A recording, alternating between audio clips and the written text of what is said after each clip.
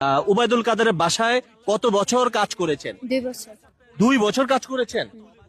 এই 2 বছর কাজ করতেছেন, মানে কিভাবে তার বাসায় গেলেন এবং এই 2 বছর কাজ করার অভিজ্ঞতাটা আপনি আমাদের সাথে একটু শেয়ার করেন। আমার বয়সে আমি যা দেখতে পাচ্ছি আপনি তা দেখেন না। তাই? মানে আপনার বয়সে আপনি যেটা দেখেছেন আমার বয়সে সেটা আমি দেখি নাই।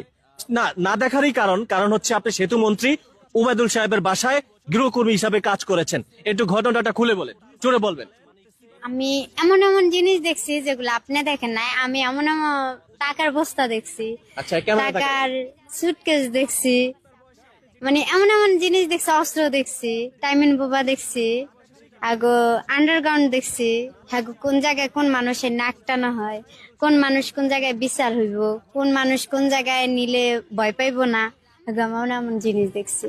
মানে আপনি যেটা বলছেন আপনি টাকার পাহাড় পাহাড় দেখেছেন। কোন মানুষটাই বেশ, এই যে মিডিয়াতে অনেক মানুষ আছে, আমি জানি না আমার কপালে কোন দুর্গতি আছে। আমি এই যে দেশের ভিতরে অনেক সাংবাদিক আছে না, যে একজনের যেমন এখন আমাদের প্রধানমন্ত্রী তারেক জিয়া, এমন শেখ হাসিনাও ছিল, শেখ হাসিনারে নিয়ে কোনো কথা যদি বলা হইতো মিডিয়ার মাঝখানে, যদি এই কথাটা কোনো খারাপ লাগে লাগতো, খারাপ লাগতো, তাহলে ওরা কি করতো, যুক্তি করে মিটিং এ বইতো, মিটিং এ বইয়া সে মানুষটারে তুললে আনতো, আইনা কিন্তু মার দূর কোনো কিছু করতো না, কিন্তু কাকতে রাখতো। আচ্ছা, আক্তার রেখা যতদিন পরিমাণ এই কথাগুলা অথবা এমন কথাগুলা দেশের ভিতরে ছড়াইতে পারে অথবা সমস্যা হইতে পারে, তখন হে পরিবর্তে হেরা কি করতো, এই কথাগুলা যখন যতদিন চাপা না পড়ে এতদিন মানুষটারে ছাপতো না, আর যখন কথাটা চাপা পড়ে যায় মানুষটারে ছেড়ে দিত, কিন্তু মানে ইয়ার ঠেট দিত, জীবন মরণের ঠেট দিত, যে তুমি মুখ খুলবা না, মুখ খুললে তোমাকে মাইরা পালাবে। হের বাসে কোনো হাতের ফিঙ্গারে কোনো বাসার ভিতরে ঢোকা যায় না,